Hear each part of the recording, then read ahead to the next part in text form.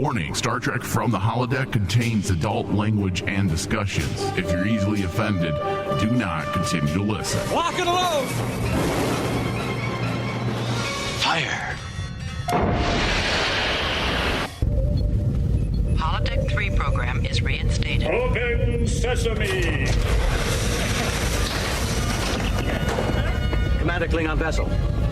We are energizing transporter beam. Now. One, engage!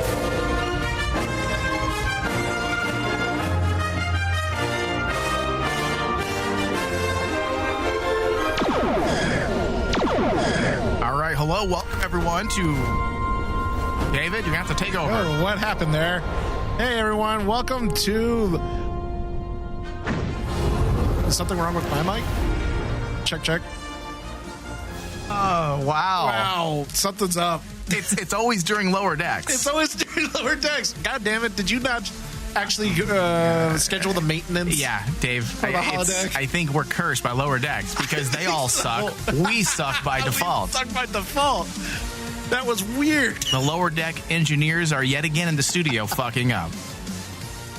We are the bottom of the barrel podcast radio broadcasters, which I think is it's suiting. I think we've been using the holodeck too much. It's all gummed up with stuff. Oh, wow. Can you believe they actually did that in this episode? Dude, They actually said what we all say. If there was really a holodeck, we would all be fucking in it. And that's what they did. That's what they did. That's what they did. Dude, I have to say, the humor in episode 4 actually hit pretty well for me in this one. Well, I'll agree. This episode was strides above the previous 3. Oh, absolutely. Without a doubt. I think that looking back, when me and you first started, we were discussing how like critics were given 1 through 4 completely to watch all together. I think that episode 4 is the one that leaves a good quote unquote taste, a good taste, or a good holodeck feeling. taste. Yeah, it leaves a good holodeck taste in the back of your mouth. Ugh. But it's probably the strongest episode to date. Yeah, I agree. For Lower Decks. And if they were to open up the series with this episode, I think it would have been better. Yeah, we'll get into that. I agree. Yeah. Because first, Dave, I must welcome everyone to the show. Yes. We have to welcome everyone to Star Trek from the Holodeck, the Lower Decks edition. If you couldn't tell, that's definitely the edition. We can't start a show the right way without it being the Lower Decks edition. You're listening to us live on RM channel 001. If you want to listen to us on the go and you don't want to be a slave to your keyboard, you can find us on TuneIn. TuneIn Radio, just search RM channel 001. All right, so today we will be talking about Lower Decks, Season 1, Episode 4, titled Moist Vessel. That is such a disgusting sounding title. Moist. Directed by Barry J. Kelly and written by Akasia Kim? Yes. Yeah, that sounds right. Now, as you said, Dave, this episode was something we can get behind 100%. This episode marks a big improvement from the previous 3 episodes. Yeah. And not a little improvement. That's why I say big. It was a big improvement over the previous 3 episodes. Yeah. Lower Decks episode 4 proves that it can be more than simply a platform for the great Easter eggs of the week. Yes. Or, hey, how many Star Trek references can I throw in? Listen, we get it. You've watched Star Trek The Next Generation and Deep Space Nine. Congratulations. Now, what are you going to give us in the form of something new? It's still too early to tell, but it feels, based on this episode, that they might have found their stride. Because this episode, the comedy was not forced, as you said. It was organically a part of the narrative. It fit the situations, and it didn't take you out of the moment. Yes. Everything was clicking. Even the script was much better. The writing felt more even, more eventful. It was concise. There was a purpose to the madness. Yeah. And your characters did not take away from the story. Like the last episode, I railed against Mariner. In this one, Mariner made sense. She made sense. She made sense. The things that she was doing made sense. Yeah, and like I was really concerned after the last episode where they were taking this character. Now she's a bit more palatable.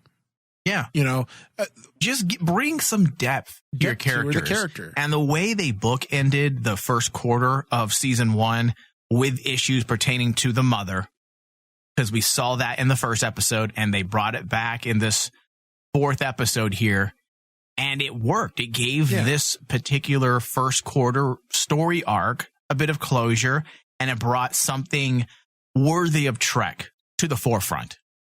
Yeah. And it honestly, I think after watching this, I understand why critics at the time were 50-50 on Lower Decks, because if you think about it, out of the 4 episodes, you're talking about professional critics, right? Yeah, professional critics. Yeah.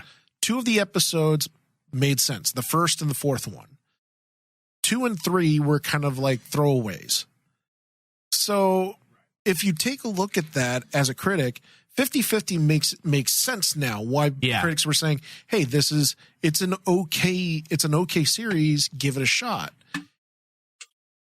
Now I can understand also a lot of like the fan backlash, especially after 2 and 3. Essentially you're telling me that basically episode 2 and 3 don't matter. Well, I'm hoping they didn't shoot themselves in the foot. Exactly. Because it's a very easy way to shoot themselves in the foot. Because in retrospect, they probably should have just dropped the first 4 episodes, I should say, so that people can get a more satisfying first impression. I mean, it's not going to fix the problems with the first 3 episodes. It's not. No. But at least that 4th episode leaves everyone wanting a bit more. And it kind of brought a lot of the elements that were hinted at in episodes 1, 2, and 3, right, and brought it to the forefront, which is what you honestly needed to do from the get-go. Yeah. But I also understand that basically, hey, 4 episodes. Also, you got to look at the runtime. The runtime of Lower Decks is not very long. No, it's probably 20, 25 minutes. Right. Yeah, we're not expecting Schindler's List here. Exactly. We just want a method to the madness. We want a little bit of substance. I feel like in this episode, Dave, we were definitely given that. Mm-hmm. See what happens when you let go of fan service and rely on your own story and plot. You get an episode that's worth watching. This honestly feels like the most traditional Star Trek episode yet as well. So not only was the script and the comedy all working, but this also felt like a more traditional episode of Star Trek. It shows that you can deliver humor and story if that is at the forefront of the writer's mind. Yes. When you're in that writing room, you can't think, what are we going to do that's funny? Ha, ha, ha, ha, ha. No. What story are you going to tell? Yeah. What story are you going to tell? And then go back and add the humor. And I know Mike McMahon had said they'd done that in the writing room. That was their process, that they would essentially sit down and write an episode of Star Trek. But I did not get that feeling at all for the first 3 episodes. It just felt like, hey, let's tell a lot of funny jokes with Easter eggs. Let's flex our Star Trek muscle and show them that we've watched Star Trek before. It felt like they were trying to show us their big Star Trek deck. Hey guys, we know Star Trek. Look, we're going to do this. We're going to do this. We're going to do that. Yeah. Listen, I don't care. Show us you know Star Trek. Show us that you've watched Star Trek by creating an episode like this one. Yeah. Something that feels more on par with Trek. Something that feels naturally like Trek. Don't just force it.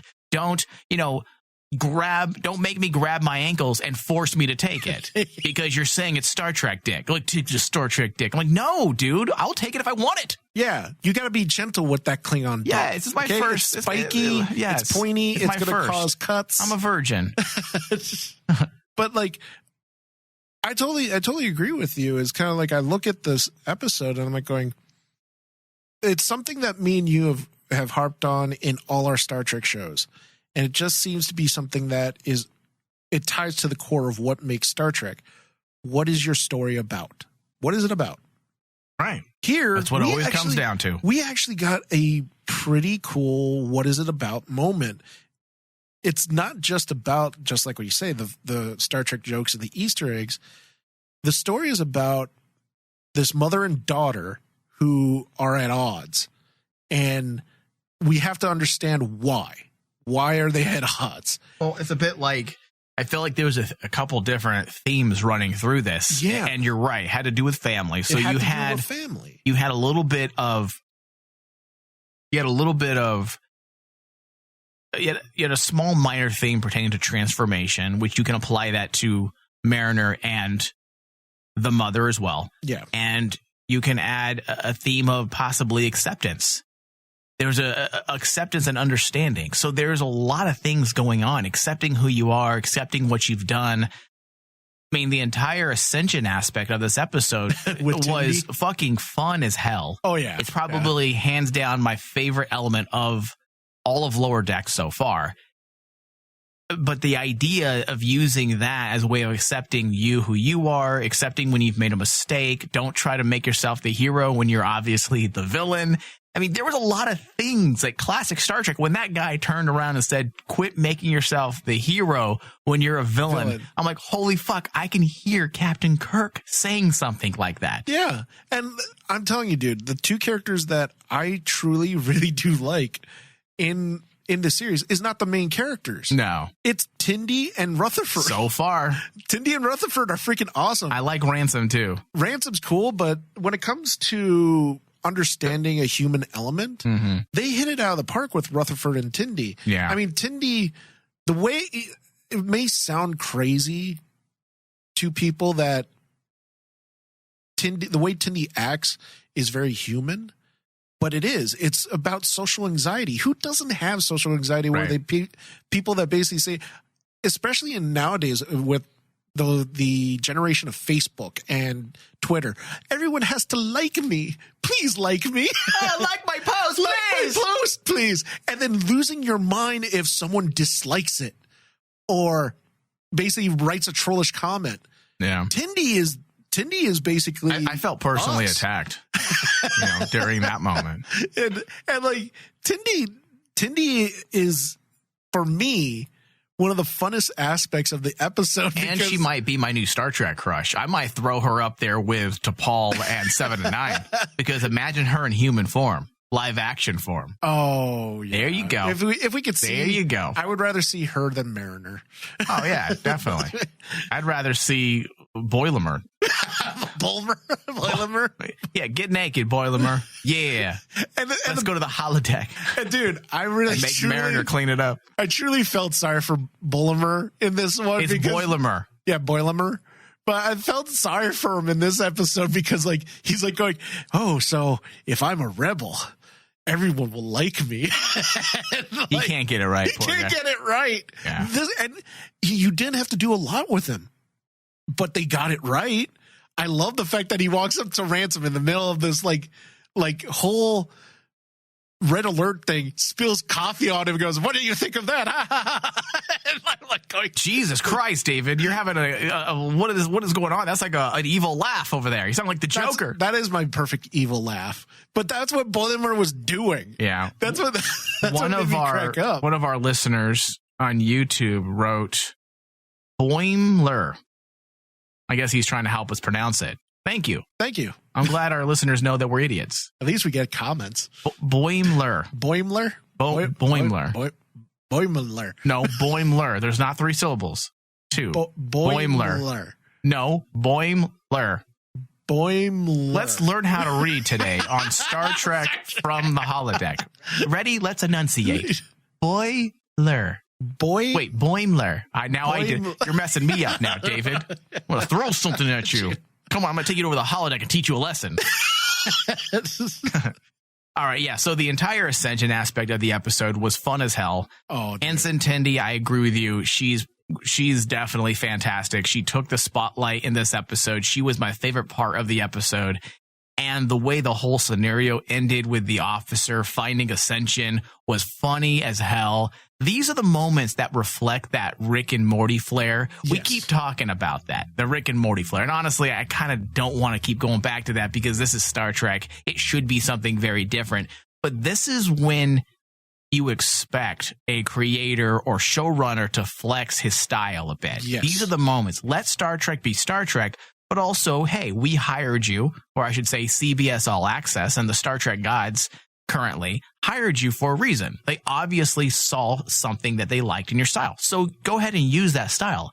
But I don't want all of Lower Decks to feel like a poor man's rendition of Rick and Morty. But this is an aspect where you can make it work. And they did. They gave us that Rick and Morty over the top, fucked up scene where the guy is ascending and wait a second, this is burning. And it was so fucking funny because Tendi is saying, what?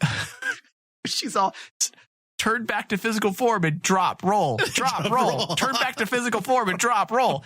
The whole scenario was fucking clever and amazingly funny. Oh yeah, that's how you write comedy. When you throw in the fucked upness of like even throwing the imagery of a koala bear. Why is it taking so long? Why is it taking so long?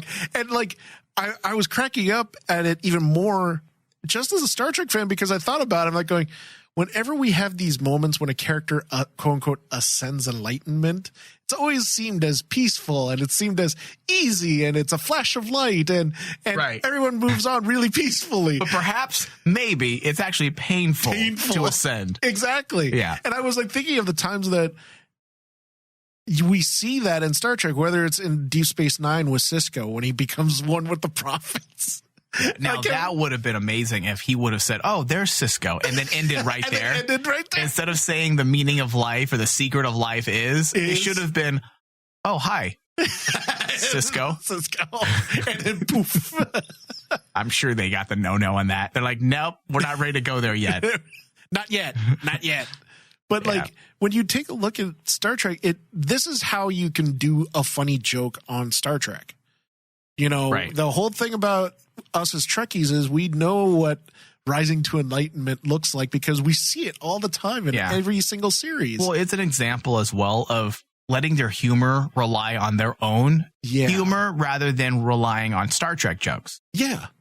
And I like the fact that you brought up, while we don't want to constantly bring up the Rick and Morty aspect, this is basically at least showing Mike McMahon's style. This is his style. Right. And honestly, this is one of the moments when he lets his style go that I'm like going, I literally was like clapping. I'm like going, this is good. Dude, I was laughing. This was great timing. And that goes for every scene. Even the stuff with Mariner this week was on point. The animation is what told the comedic aspect. They didn't need for someone to say something. You have to listen, it's up to the director, the animation director. How am I going to make this scene funny? This is a funny scenario. Let me make this work. When she's being called to work over and over and over, and she kind of just rolls off the bed sideways, I was laughing. I'm like, this is what I wanted. Something that is actually legitimately funny. Not me being a Star Trek fan watching it because, hey, I need to love Star Trek and I'm going to chuckle at this. No, I was actually honestly laughing at various moments throughout the entire episode. Yeah. And remember, Dave, I said one thing during our first discussion. I said, do what you want, but let this be its own thing. Yes. Let's not have tons of Easter eggs. Let's not write a complete parody. We don't need a Star Trek parody. Let this be essentially its own Star Trek. Yeah. And I feel like this episode was the first time that we were given that. Something that can actually be called its own Star Trek.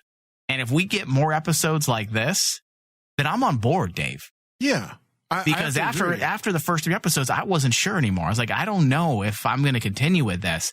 And I will say that episode 4 came at the right time.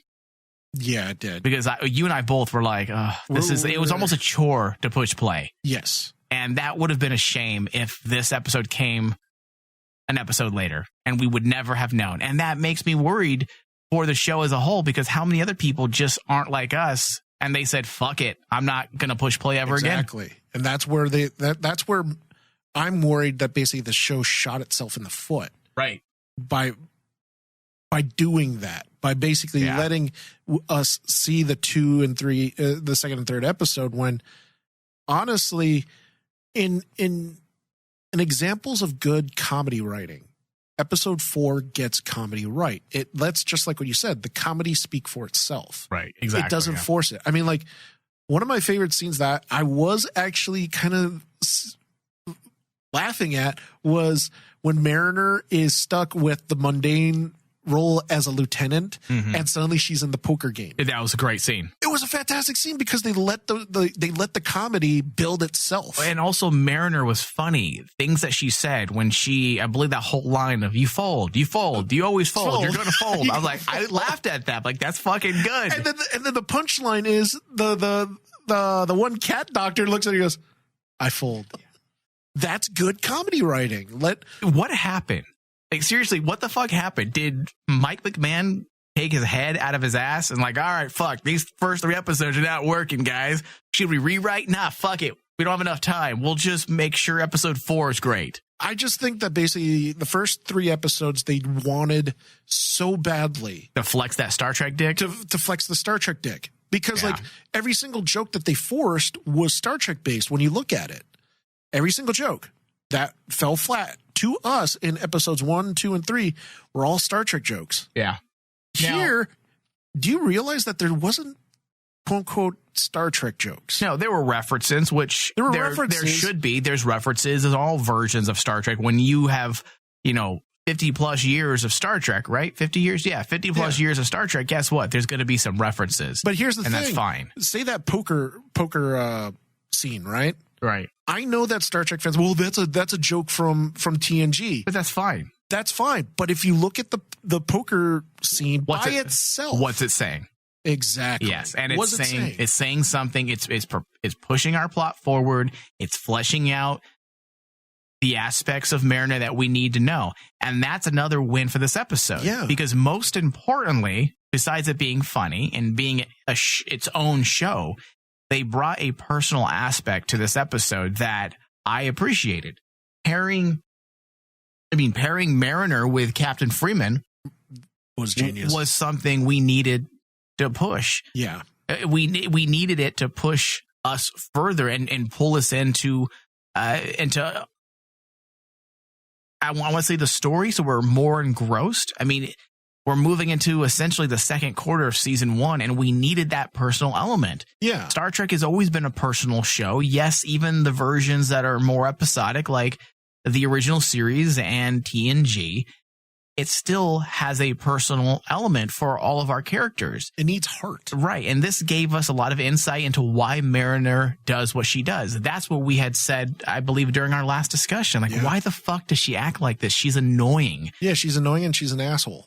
And now we understand that there's a bit more going on. Looking back at the previous 3 episodes along with this one, we can now see that it's not that Mariner doesn't want to work. Not that she's lazy. She wants excitement. She wants to enjoy the work she does and not follow all the stuffy rules that prevents her from enjoying her life. Regulations bore her, the mundane. She wants to be out there exploring, which isn't that what Star Trek at its core kind of about, exploration? Yeah, it's about constantly boldly going where no man has gone before. No person, Dave. Yeah, no person. No person. Yeah, come on, Dave. But like, be more progressive. Say sorry now. Do it before I take you into the holodeck. I am so sorry. Please don't make me actually clean up. The internet are gonna hate us. I can't get that stuff out of my skin after cleaning the holodeck the first time. So I someone told me that you were licking it off the holodeck wall. I thought it was some kind of like dessert cream. Yeah. Oh wow, that's disgusting, David. Get out of the studio. Never coming here again. I'm gonna find a new co-host. But like, there's something about episode 4 that finally made things click, because I'll be honest, the first 1 minute into the episode, Mariner's her bitchy self. David, apologize again, David. And I wanted to stab her in the face. So violent, Dave. But afterwards, they immediately just like went in and explained it. Yeah. And it made me look back at it and say, okay, if I wasn't as negative on Mariner after episode 3, I would actually think she's actually really likable up to this point. If after this episode, I would even say, going back, if I were to go back and watch the first 3 episodes, because of what they did with her in this episode, I would look at her differently. Yes. And I would be okay. Absolutely. And I know we need to be patient, but at the same time, you need to make sure, because I know, backtracking just a second here, I know writers might say, well, be patient. Let us explain. Well, listen, I'm sorry, dude. If we don't like your character in the first 2 or 3 episodes, that's your problem. That's your problem. Make me like her. Yeah. And you shouldn't have to wait 4 or 5 episodes for me to like her. And unfortunately, she was just unlikable. Now I feel like she is a bit redeemed. There's still a lot of work to do, but they're definitely on the right track, because at the end of this episode, Dave, all the things that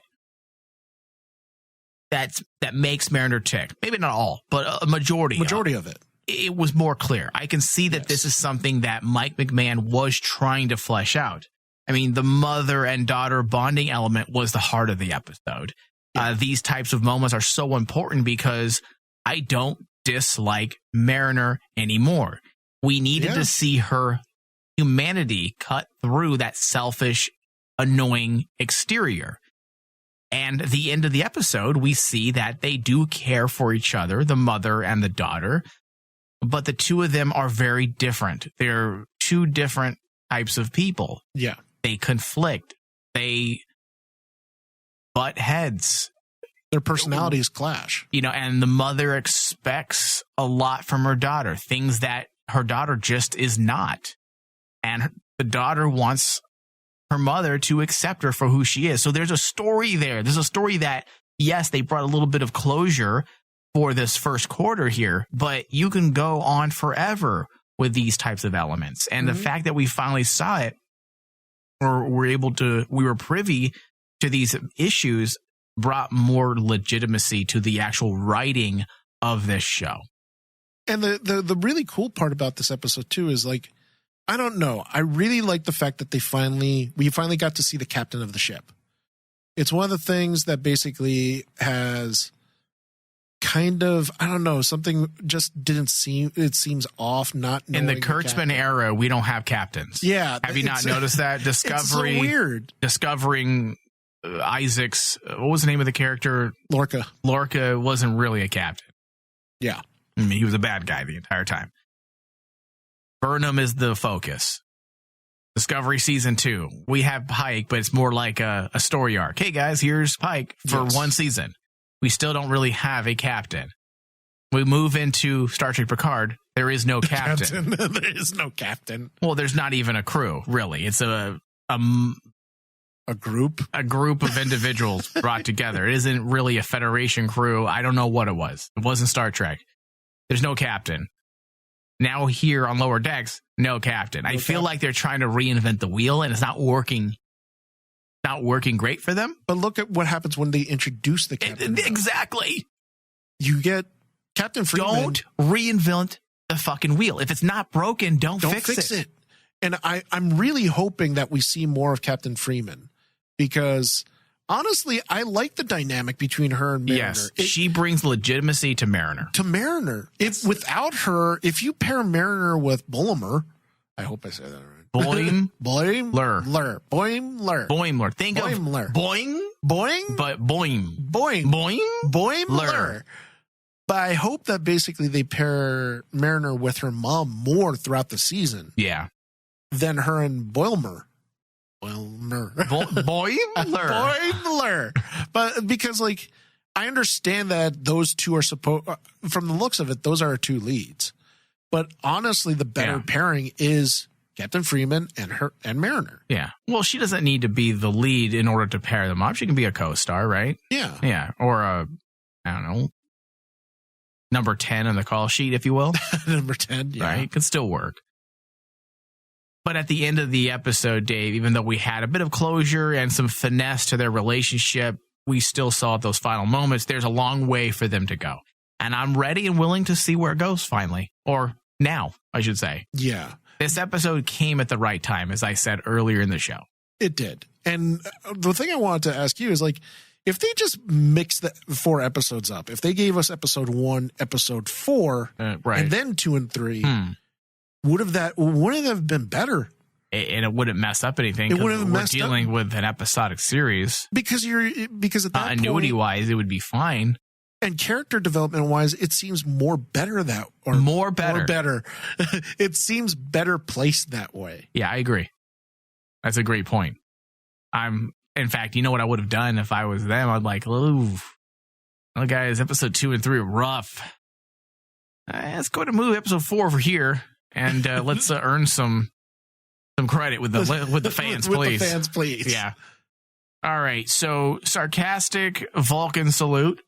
I like that. I actually laughed. That was good.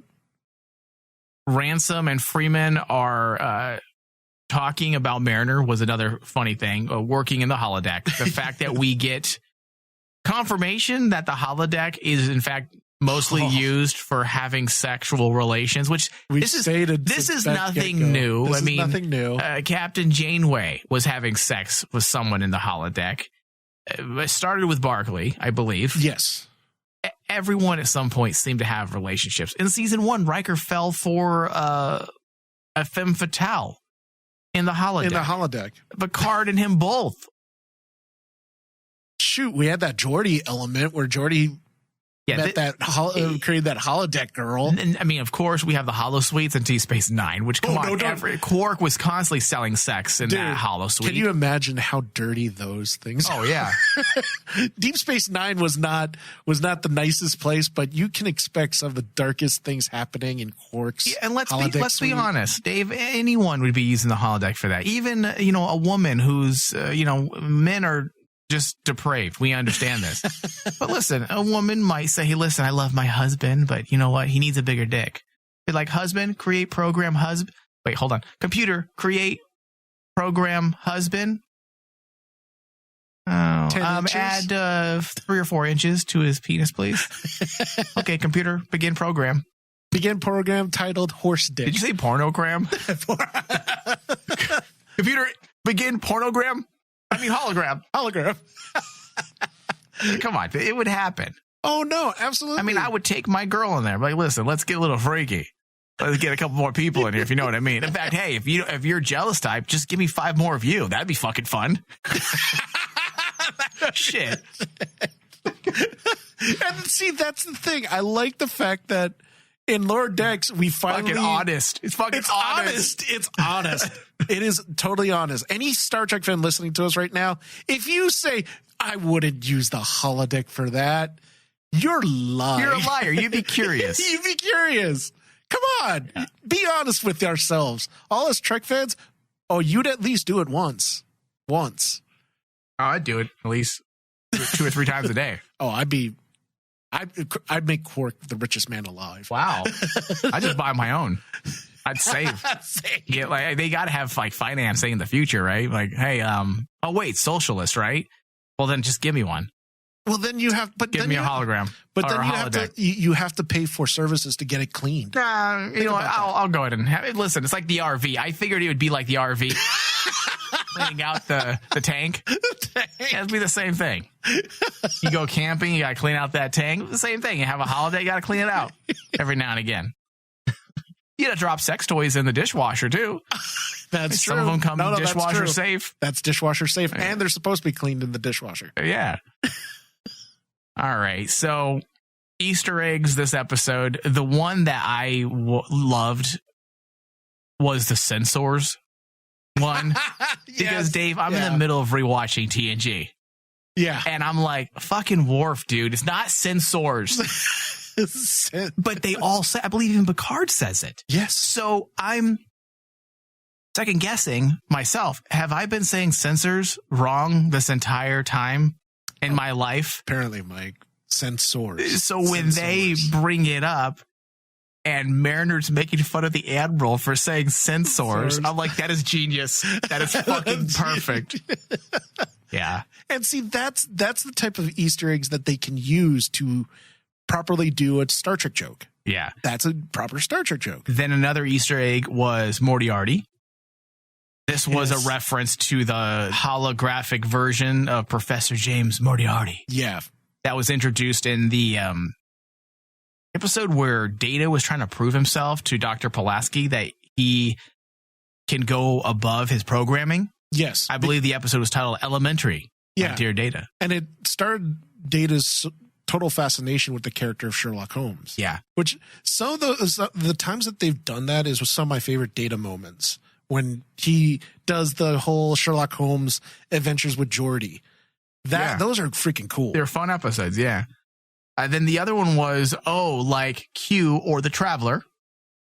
That was good. I figured you like that since you constantly, anyone that listens to our discussions know that any chance you can bring up the possibility of Q or The Traveler, you do so. You do it every single time.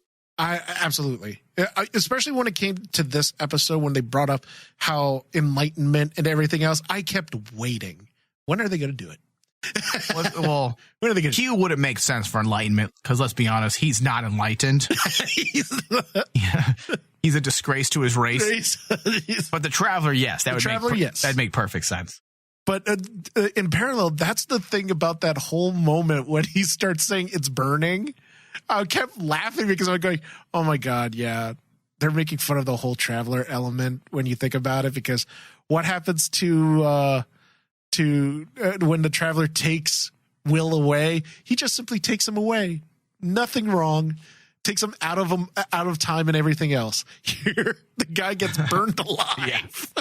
Yeah. All right, so this next one, this one I did not find on my own. O'Connell becomes V'ger. Now, is this one of those Easter eggs that's a reach? When O'Connell's ascension actually does end up happening, aspects of it visually look a lot like when Decker became part of the massive AI known as V'ger. Yes. And, of course, the motion picture. Oh, yeah. I don't remember the motion picture that well. I've only watched it like a handful of times. Well, in the motion picture, I know it's one of your favorite Star Trek films. It is. And I always start with Wrath of Khan. I don't know why. It's a habit. My mother always told me I'm a product of her Star Trek ideology. My mother didn't like it, so I always skipped it.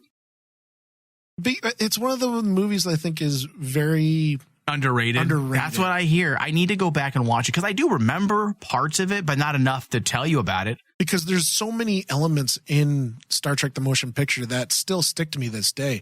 I mean, the scene of the transporter incident. I know, you bring that up, yeah. Spock going into a mind meld with an entire galaxy of AI, essentially, was actually really cool visually. So you do think this is an actual Easter egg? Yeah, oh yeah. When I saw this, that's why I said it. The ascension of O'Connell paid so much homage to the times, in every single time that in Star Trek that a character has seen enlightenment or achieved a new level of sentience. Right. And like you can look at the Traveler, you can look at V'ger, especially when Decker is surrounded by a beam of light that just whisks him away up in the air. Yeah. I was like going, okay, this is a proper way of telling a Star Trek joke. But it wasn't like Star Trek like bang in your face.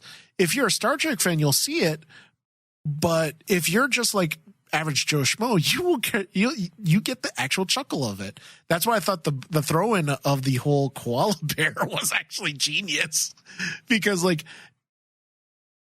the whole thing with V'ger, that's very similar to that. It's like Decker being risen up in the air to what?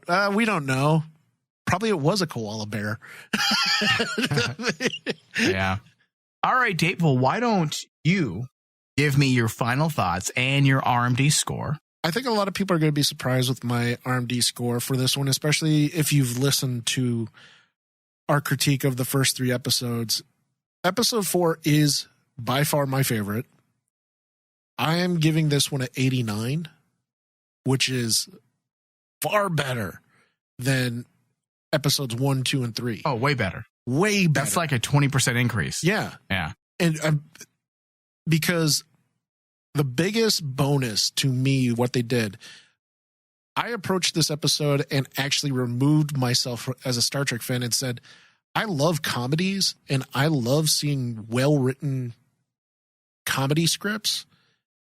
This is a well-written comedy script. This is what you need to do to write good comedy.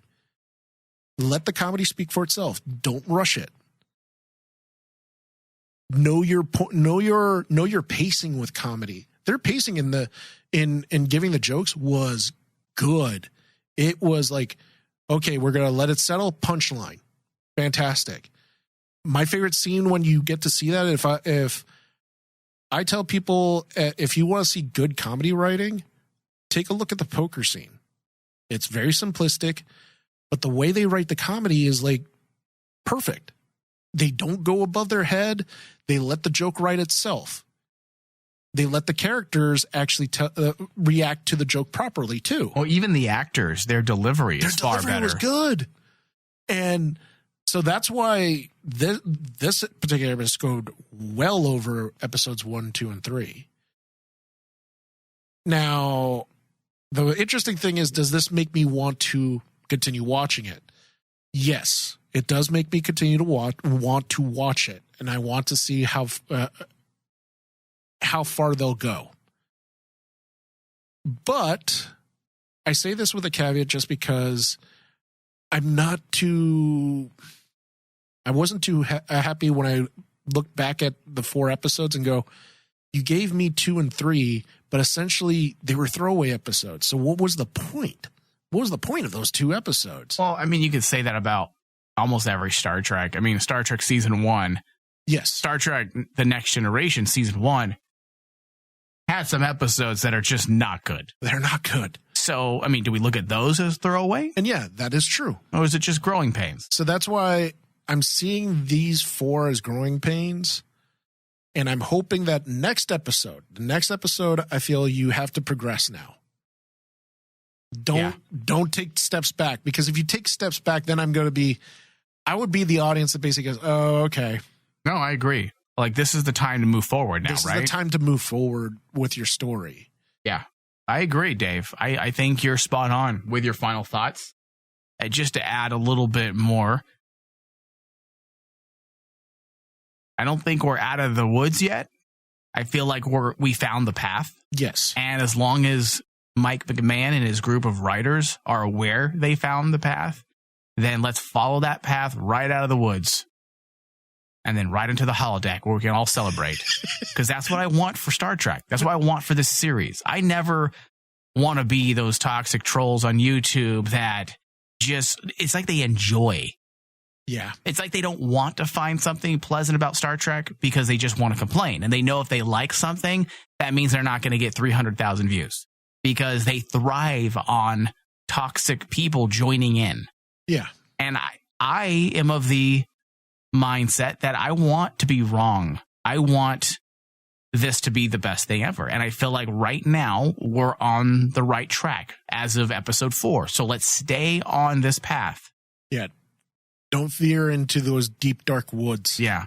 And I give this episode an 85% on the RMD score.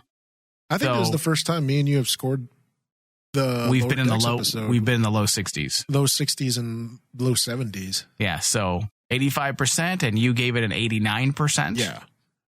This does bring us to the end of our discussion.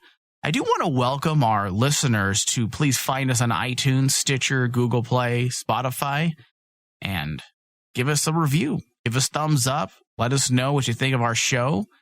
If you hate us, tell us. If you didn't like David's misogynistic comments, let us know, because I will behead him live on the air. Live on the air. I will wear a jihad mask. Hey, anyone that's saying that they're not going to use a holodeck the way that they showed in Lower Decks, you're lying. Yeah, but you called Mariner a bitch, and that's where I got to draw the line. That's because she is. You're an asshole, David. I'm going to give you the sarcastic the Vulcan salute right out the window. I'm going to use it as a fuck off. I'm like, that's going to be our thing now. That's going to be our thing? Oh, hell yes. I mean, okay, so you could use it as a middle finger when you think about it. It's all about gesturing and the context of the scene. I mean, didn't Zachary Quinto use it as basically a fuck you in what Star Trek was it? It was either the 2009, I think it was the 2009, where he said, live long and prosper. Oh, yeah. No. when he's talking to the council. Is that okay? Was that what it to was? the council, yeah. Okay. I can't remember. I vaguely remember that. All right. This does bring us to an end. I want to thank everyone for listening. Thank you, David. Thank you. And live long and prosper. Motherfucker. I couldn't help but notice your pain. My pain. It runs deep. Share it with me. End simulation.